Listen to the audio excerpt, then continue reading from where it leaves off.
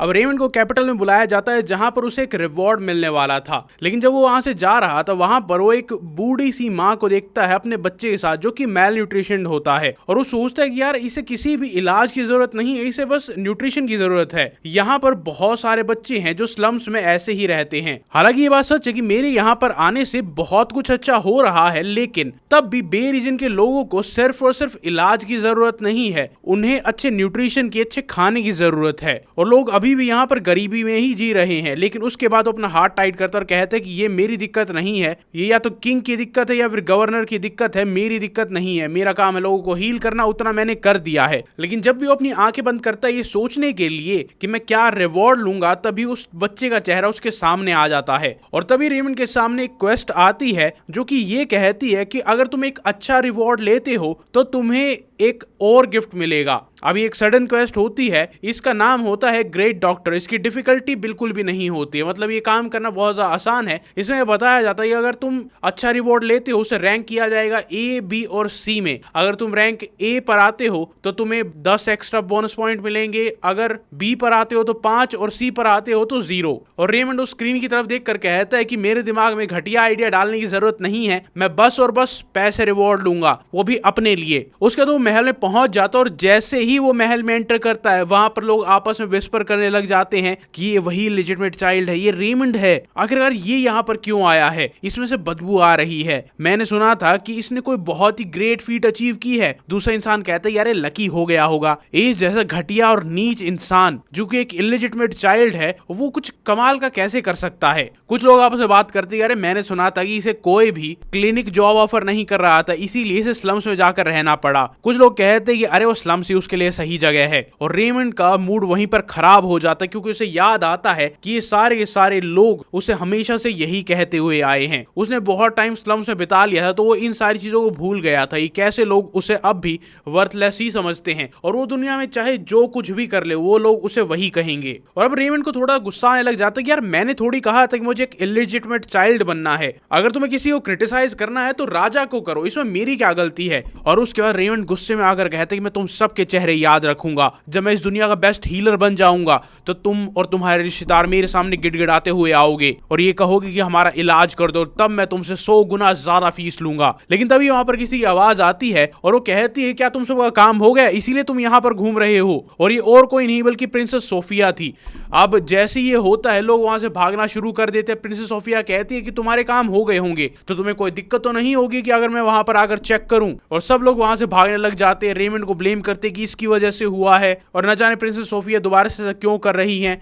और रेमंड सोचता है कि प्रिंसेस सोफिया अभी भी उतने ही गुस्से में रहती है, लेकिन फिर उसे अपनी रिस्पेक्ट पे करता है और वहीं पर खड़ा रहता है। ना सोफिया कुछ बोलती है ना ये रेमंड कुछ बोलता है। और रेमंड सोचता है कि यार ये ऐसा बिहेव क्यों कर रही है। फिर सोफिया बहाना बनाते हुए कहती कि मैं बस यहाँ से जा रही थी और रेमंड कहता है कि ओके। फिर वो दोबारा से कहती है कि इस बारे में मत सोचना कि मैं यहाँ पर तुम्हें देखने के लिए आई थी, मैं यहाँ पर बस जा रही थी, यही सच्चाई है। और रेमंड कहता है कि हाँ बार बार एम्फसाइज करने की जरूरत नहीं है, मैं एक बार में भी मान जाता, मतलब अपने मन में कहता है प्रिंसेस को थोड़ी कहेगा। लेकिन जब वो वहां से जा रहा होता है सोचता कि यार ये इतना वियर्ड बिहेव क्यों कर रही है। और वो कहती है कि रुको, अब जब मैं तुमसे कोइंसिडेंटली मिल ही चुकी हूँ। और रेमंड सोचता है कि यार बार बार एम्फसाइज क्यों कर रही है। वो उससे एक सवाल पूछती है कि आखिरकार तुम क्या रिवॉर्ड मांगने वाले हो, तुम किंग से क्या डिमांड करोगे, क्योंकि तुम जो चाहे वो मांग सकते हो। और फिर बिना जवाब सुने ही वहां से चली जाती है ये कहते हुए कि अच्छा होगा कि अगर तुम केयरफुली सोचो कि तुम्हें क्या चाहिए, डिपेंडिंग ऑन कि तुम क्या मांगते हो ये once in a lifetime opportunity बन सकती है जो तुम्हारी जिंदगी बदल देगी। और रेमंड वहां पर कंफ्यूज रह जाता है कि यार ये क्या कह रही है। उसके बाद वो वहां पर जाता है जहां पर किंग और बाकी सारे के सारे लोग उसका वेट कर रहे थे। और जैसे ही रेमंड अंदर आता है वो देखता है किंग यहाँ पर है और तो और प्राइम मिनिस्टर यहाँ पर है, दोनों प्रिंस भी यहाँ पर हैं और इतने सारे लोग, इतनी सारी ऑडियंस यहाँ पर आई है, क्योंकि उसे कोई आइडिया नहीं था कि यहाँ पर इतने सारे लोग होने वाले हैं। उसके बाद वो किंग को अपनी रिस्पेक्ट पे करता है और दोनों प्रिंस उसी की तरफ देख रहे होते हैं। और उनमें से जो थर्ड प्रिंस होता है वो सोचता है कि यार मुझे यकीन नहीं हो रहा है कि रेमंड ने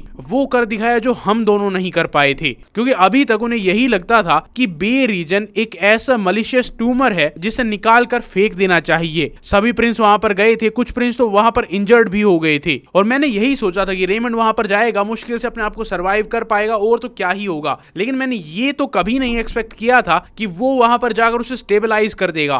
और थर्ड प्रिंस इस चीज से बहुत ज्यादा ज्यादा चिढ़ रहा होता है, क्योंकि उसका ओरिजिनल प्लान ये था अपनी जान पहचान के क्लिनिक में नौकरी दिलवाएगा और उसके बाद उसे अपनी तरफ कर लेगा। और उसके बीच जो सेकंड प्रिंस जो उसके साइड में खड़ा होता है वो कहता है क्या ये तुम्हें अमेजिंग लग रहा है कि रेमंड जिसे हम यूजलेस कहते थे उसने कुछ अकॉम्प्लिश कर लिया है, और खास करके वो जो तुम नहीं कर पाए थे। और मुझे तो ऐसा लगता है कि वो शायद वहां पर इतना कुछ अचीव इसलिए कर पाया क्योंकि वो शायद स्लम से कनेक्ट करता है। आखिरकार वो वहीं तो बिलोंग करता है, क्योंकि उस जैसा इलिजिटिमेट चाइल्ड और कहां बिलोंग करेगा। और उसके बाद थर्ड प्रिंस बोलता है कि वैसे ये बुरा नहीं होगा कि वो स्लम्स में एक घटिया सी जिंदगी जीता रहे, क्योंकि अगर वो स्लम्स में रहना कंटिन्यू करता है तो हो सकता है कि शायद उसका सपोर्ट मेरे लिए इम्पोर्टेंट हो सकता है फ्यूचर में। तो शायद ये फायदेमंद होगा कि मैं उसे सपोर्ट करूं, क्योंकि मैं ही थ्रोन के सक्सेशन के लिए सबसे ज्यादा क्लोज हूं, तो शायद मुझे उसकी हेल्प की भी जरूरत पड़ेगी। और सेकंड प्रिंस उसकी बात सुनकर कहता है कि अच्छा जो थ्रोन के सबसे क्लोज है, अच्छा तो तुम्हें ये लगता है। और सेकंड प्रिंस कहता है कि जितना तुम सोचते हो तुम उतने पास हो नहीं, इग्नोरेंस की और सपने देखने की भी एक लिमिट होनी चाहिए, तो तुम पहले वो लिमिट चेक करवा कर आओ। अरे हाँ, रेमंड आया है ना, तुम उससे चेक करवा सकते हो, हमारा फिल्दी लिटिल पपी। क्या तुम्हें नहीं लगता कि जो इसने किया है वो बहुत ही क्यूट है? और मुझे माफ करना, लेकिन मुझे भी थोड़ा लालच आ रहा है। जैसा तुमने सही कहा, इसकी जिंदगी बेकार है, ये भी बेकार है, लेकिन इसे अपने साइड पर रखना थोड़ा फायदेमंद हो सकता है। अब दोनों ही प्रिंस उसे अपनी तरफ करना चाहते हैं, क्योंकि उन्हें ये पता था कि राजा स्लम्स एरिया को डिस्ट्रॉय नहीं करेगा, और उस स्लम्स एरिया को अपनी तरफ करना बहुत इंपॉर्टेंट है, और उसे करने में एक इंसान हेल्प कर सकता है, वो है रेमंड। और थर्ड प्रिंस उसकी तरफ देखने लग जाता है, क्योंकि वो फिर से उसे कॉपी कर रहा था। लेकिन इसके बाद हमें किंग और रेमंड के बीच की कॉन्वर्सेशन दिखाई जाती है, जहां पर किंग उसे कहते हैं कि आगे आ जाओ। अब रेमंड थोड़ा सा नर्वस होता है, और रेमंड सोचता है कि यार मैं इतने टिमिड हार्ट के साथ क्यों पैदा हुआ था। मुझे ऐसा लग रहा है जैसे मेरा दिमाग ब्लैंक हो गया है, बिना हार्ट ऑफ स्टील के मैं कुछ नहीं कर पाता हूँ। उसके बाद किंग सबके सामने अनाउंस करते हैं कि उसने क्या बढ़िया काम किया है। उसने इविल ऑर्गेनाइजेशन को जड़ से उखाड़ कर फेंक दिया, उसके साथ साथ उसने उस क्राइम में जितने भी लोग इन्वॉल्व थे उन सबको एक्सपोज कर दिया था। जितने भी नोबल्स थे, जितने भी लोग उसमें शामिल थे, अब सबको सजा मिल रही है, वो सिर्फ और सिर्फ रोमन की वजह से। और ये सच में ग्रेट अकॉम्प्लिशमेंट है। अगर दुनिया में ऐसा कोई भी रिवॉर्ड है जो तुम चाहते हो तो बताओ। और रेमंड की आंखों में रोशनी आ जाती है, वो सोचता है कि पैसा, ऑफ कोर्स पैसा, मैं और क्या मांगूंगा। लेकिन वो ये बात मन में कह रहा होता है। और उसके बाद उसे प्रिंसेस सोफिया की बात याद आती है कि आज तुम जो डिसाइड करोगे वो तुम्हारे लिए एक once in a lifetime opportunity हो सकती है। और फिर रेमंड सोचता है कि हाँ, उसने बिल्कुल सही कहा था, ये कोई ऐसी अपॉर्चुनिटी नहीं है जो हर रोज आती है। अगर मैं पैसा चूज करता हूँ, पैसे मांगता हूँ, तो क्या वो सही फैसला होगा? लेकिन नहीं, जैसा कि सोफिया ने कहा था कि ये चांस शायद और भी कुछ बड़ा हासिल करने का हो सकता है। फिर उसके मन में बे रीजन के लोगों का चेहरा याद आता है, जहां पर बच्चे बड़े सब लोग अभी भी गरीबी में रह रहे हैं और भूखे हैं। और वो सोचता है क्या कोई ऐसा तरीका नहीं है जिससे दोनों चीज अचीव हो सके। और तब रेमंड के दिमाग में एक आइडिया आता है, और रेमंड कहता है कि माय अपॉलॉजीज, लेकिन मेरे पास कुछ ऐसा है जो मुझे आपसे चाहिए और जो कि सिर्फ आप ही दे सकते हैं। और किंग उससे पूछता है कि बताओ तो क्या है जो तुम्हें चाहिए। और अचानक रेमंड के मन में एक और बात आती है कि अब जब मैं इनसे फेस टू फेस मिल रहा हूँ और बात कर रहा हूँ, मुझे एक बात समझ में आ गई है, ये मेरे फादर हो सकते हैं, लेकिन उसी सेम टाइम पर ये मेरे लिए एक स्ट्रेंजर से भी बेकार इंसान है। और अब मुझे याद आ रहा है कि मैं इन्हें कितना ज्यादा रेजेंट और लोथ करता हूँ। मैं इनसे इतनी नफरत करता हूँ जितना कोई नहीं कर सकता। लेकिन इस टाइम पर वो इम्पोर्टेंट नहीं है। इस टाइम पर इम्पोर्टेंट ये है कि मैं इन यूजलेस थॉट्स को साइड में छोड़कर एक विश मांगू, क्योंकि ये इंसान काफी पावरफुल है। उसके बाद सिस्टम नोटिफिकेशन आती है कि तुमने एक ग्रेट डॉक्टर का पाथ चुना है। हार्ट ऑफ स्टील एक्टिवेट होता है, और ये नोटिफिकेशन देखकर रेमंड सोचता है कि ग्रेट डॉक्टर, मैंने ये रास्ता कभी नहीं चुना था, ये बस मेरी अपनी ग्रीड के लिए है। तुम चाहे जो कुछ भी कहो, लेकिन मेरा फैसला यही है कि मैं अपना मतलब चाहता हूँ, लेकिन उसके साथ साथ मैं ये भी जानना चाहता हूँ कि मेरे जैसा एक इलिजिटिमेट चाइल्ड जिसे खुद दुनिया नफरत करती है, वो कैसे सोसाइटी को बदल सकता है। तो क्यों ना मैं एक ऐसा रिवॉर्ड मांगू जिससे मुझे बेस्ट बेनिफिट्स मिले, और तो और बे रीजन के लोगों की भी हेल्प हो। और रेमंड कहता है कि प्लीज मुझे पैसे दीजिए। और ये सुनकर किंग थोड़ा सा डिसअपॉइंटेड होता है कि क्या पैसे, और लोग वहां पर विस्पर करने लग जाते हैं, यार मुझे यकीन नहीं हो रहा है कि ये पैसे मांग रहा है। इस जैसा नीच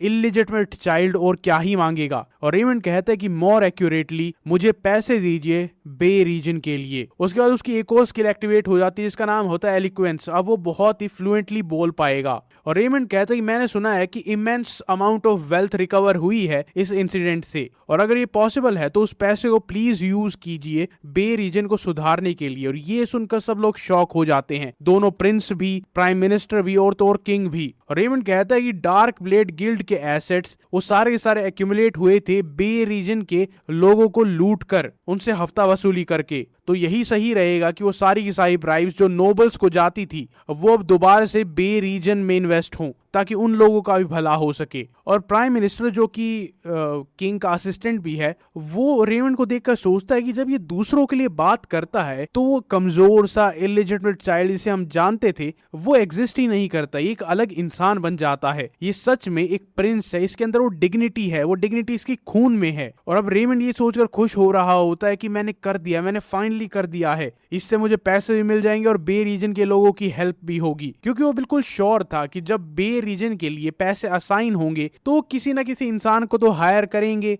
उस रीजन को कंसल्ट करने के लिए। और वो इंसान कौन होगा? वो इंसान होगा मैं, क्योंकि मुझसे अच्छा बे रीजन को और कौन जानता है, वहां के लोग मेरी बात मानते हैं। और रेमंड को पता था जब सही टाइम आएगा मैं एम्फेसाइज करूंगा कि वहां की एक्सट्रीमली पुअर लिविंग कंडीशन में और हर्ब्स के लिए, ट्रीटमेंट कॉस्ट के लिए और तो सर्जरीज के लिए पैसे ले लूंगा, वो भी किंग से, कि अगर मुझे इनको इलाज करना, मुझे इन्हें ठीक करना है तो मुझे ये सारी चीजें खरीदनी होंगी जिससे वहां का हेल्थ केयर बढ़िया होगा और लोग कम बीमार होंगे जिससे मुझे पैसे मिलेंगे। और अगर वहां के लोग अमीर होंगे तो भी मुझे पैसे मिलेंगे। अगर मैं सिर्फ और सिर्फ रिवॉर्ड मनी मांगता तो मैं बहुत ज्यादा लिमिटेड और सेल्फिश लगता और मुझे बहुत ही कम पैसे मिलते, लेकिन इससे मुझे इन्फिनाइट पैसे मिल सकते हैं और बार बार पैसे मिलते रहेंगे। और तो और जैसे ही लोगों को मेरी रेपुटेशन के बारे में पता चलेगा कि मैंने यहाँ पर क्या किया है, लोग मुझे और ज्यादा पसंद करने लग जाएंगे। और अब जब मैं यहाँ पर डायरेक्टली राजा से बात कर रहा हूँ तो ये बात बहुत जल्दी फैलेगी, क्योंकि रेमंड को पता था कि वो हमेशा से बहुत सारे चैलेंजेस फेस करते हुए आया है। पहला चैलेंज कि वो एक इलिजिटिमेट चाइल्ड है, दूसरा लिमिटेशन ये था कि वो मेडिकल साइंस का यूज करता है, हीलिंग का यूज नहीं करता है। अब बे रीजन में लोगों के पास रिसोर्सेज नहीं थे तो उन्होंने बहुत आसानी से उसके मेथड्स को एक्सेप्ट कर लिया, क्योंकि उन्हें बस ठीक होने से मतलब था। लेकिन बाहर के लोगों के साथ ये नहीं चलेगा। बाहर के लोगों को अगर मेडिकल साइंस की टेक्निक्स बेचनी है तो उसके लिए बेस्ट चीज होगी एक इम्पेक्केबल रेप्यूटेशन। और इस टाइम पर रेमंड वो भी कर रहा है, अपने लिए पैसे भी कमा रहा है और बे रीजन के लोगों की हेल्प भी कर रहा है और थोड़ी बहुत मार्केटिंग भी कर रहा है। और उसे पता था कि ये इमेज मार्केटिंग जो ये यहाँ पर किंग के साथ बात करके कर सकता है वो किसी पैसे से नहीं खरीदी जा सकती। किंग उसकी तरफ देखता और थोड़ी देर के लिए सोचता और कहता है कि अच्छा अगर ये बात है तो मुझे तुमसे एक सवाल पूछना, मुझे ये बताओ कि हमें बे रीजन में पैसे कैसे यूज करने चाहिए। और रेमंड हैरान हो जाते कि ये मुझसे ये सवाल क्यों पूछ रहा है, इसे खुद फिगर आउट करना चाहिए। तो किंग का, प्राइम मिनिस्टर का, नोबल्स का इनका काम है, मेरा काम थोड़ी है। लेकिन ये सारी बातें ऑब्वियसली रेमंड अपने मन में कर रहा है, वो किंग से इतनी बदतमीजी नहीं करेगा। और वो सोचता है कि अब जब सवाल पूछ ही लिया है तो मैं फ्लो के साथ जाता हूँ। और रेमंड कहता है कि मेरे हिसाब से सबसे पहले उनके लिविंग एनवायरनमेंट को अटमोस्ट प्रायोरिटी देनी चाहिए।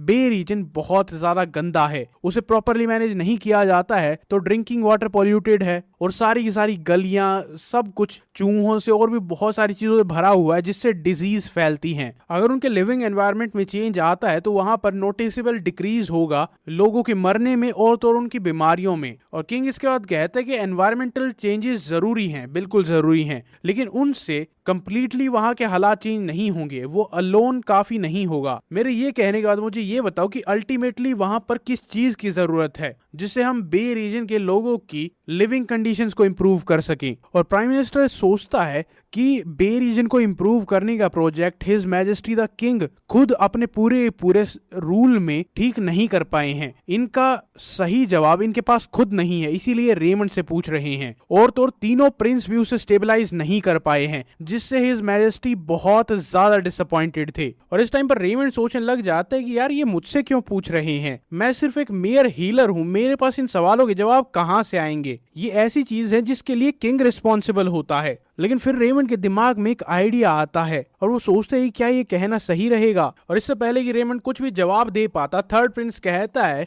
कि क्या मैं उसके बिहाफ पर जवाब दे सकता हूँ, क्योंकि मुझे नहीं लगता कि उसके पास कोई जवाब होगा। और थर्ड प्रिंस को यह भी पता था कि उसके फादर यानी किंग स्लम्स के लोगों के साथ सिंपथाइज करते हैं, और जब पिछली बार उसने सजेस्ट किया था कि उसे जलाकर राख कर देते हैं तो उन्होंने उस आइडिया को मना कर दिया था, और जिसकी वजह से वो अपने फादर का और किंग का फेवर लूज करता जा रहा था। और इस टाइम पर उसके पास चांस है कि वो अपने आप को रिडीम कर सके और दोबारा से किंग की नजरों में ऊपर उठ सके। और वो कहता है कि बे रीजन की फंडामेंटल प्रॉब्लम है पॉवर्टी, वहां पर बहुत गरीब लोग रहते हैं, तो हमें उनकी हंगर का इलाज करना चाहिए, हमें वहां पर ग्रेन्स को डिस्ट्रीब्यूट करना चाहिए, वो भी रूटीनली, जिससे वो भूखे ना मरे। और वो अपनी लॉयल्टी आपको ऑफर करेंगे तो ऑब्वियसली आपका कंट्रोल उस रीजन पर आ जाएगा। और प्राइम मिनिस्टर ये जवाब सुनकर सोचता है कि ये बुरा सजेशन नहीं है, शायद इससे लोगों के दिल जीते जा सकते हैं, इससे उनकी इंपीरियल फैमिली के लिए लॉयल्टी तो बढ़ जाएगी। लेकिन प्राइम मिनिस्टर को यह भी पता था कि सिर्फ उन्हें रिलीफ राशन प्रोवाइड करने से पॉवर्टी सॉल्व नहीं होगी, यहाँ पर एक फंडामेंटल सॉल्यूशन की रिक्वायरमेंट है। और सेकंड प्रिंस कहता है कि रिलीफ प्रोवाइड करना बस एक पॉलिटिकल स्टंट है और कुछ नहीं, और उसके लिए फाइनेंसेस को प्रिपेयर करना वो भी आसान नहीं होगा। और इसके बाद थर्ड प्रिंस कहता है कि लेकिन जो भी हो ये करना जरूरी है, क्योंकि इसी से हम बे रीजन को स्टेबलाइज कर पाएंगे। और उसके बाद सेकंड प्रिंस दोबारा से कहता है कि मैं ये सोच रहा था कि क्या उस रीजन को स्टेबलाइज करने की सच में जरूरत है, सिंस वो एक लो क्लास लोगों की जगह है जहां पर वो सब इकट्ठा होते हैं,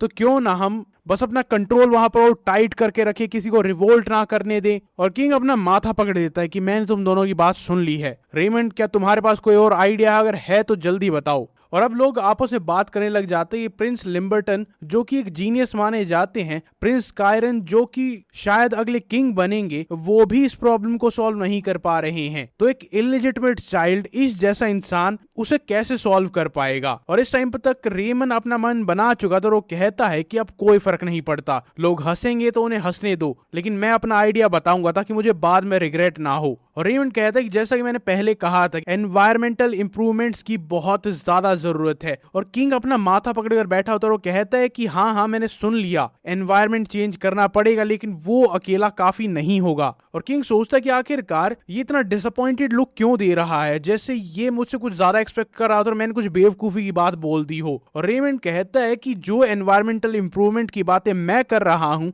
वो सिर्फ साफ सफाई को लेकर नहीं है या फिर सिर्फ सैनिटरी को लेकर नहीं है, मैं बात कर रहा हूं कि गलियों को और ज्यादा चौड़ा करने के लिए, ताकि वहां पर हॉर्स कैरेजेस आ सके और जा सके, वहां की सिक्योरिटी को इंप्रूव करने के लिए। उसकी दोनों स्किल, हार्ट ऑफ स्टील और तो एलिक्वेंस, दोबारा से एक्टिवेट हो जाती हैं। और अब वो और ज्यादा कॉन्फिडेंस के साथ बोलता है कि हम वहां पर अगर हर एक डार्क ऑर्गेनाइजेशन को जड़ से उखाड़ कर फेंक देते हैं तो बे रीजन में जितनी भी इलीगल एक्टिविटीज हो रही हैं, जो कि खासकर एंटरटेनमेंट डिस्ट्रिक्ट में होती हैं, वो बंद हो जाएंगी। और उसके बाद बे रीजन अपने आप को एस्टेब्लिश कर पाएगा एक बिजनेस हब की तरह। और तभी बीच में प्राइम मिनिस्टर बोलते हैं कि बे रीजन का बाहर के लोगों से कोई भी कनेक्शन नहीं है, तो उसे बिजनेस हब की तरह डेवलप करना बहुत ज्यादा मुश्किल होगा, क्या तुम्हें ये नहीं पता। और रेमंड कहते हैं कि आपने बिल्कुल सही कहा, लेकिन ये सच है सिर्फ और सिर्फ अभी की कंडीशन के लिए। लेकिन बे रीजन के पास एक सीक्रेट एडवांटेज है जिससे वो बहुत जल्दी बिजनेस हब बन सकता है। और प्राइम मिनिस्टर पूछते हैं कि वो क्या है, और रेमंड कहता है कि सबसे पहली चीज ये एडवांटेज है कि वो अल्फाइन गार्डो के पास है,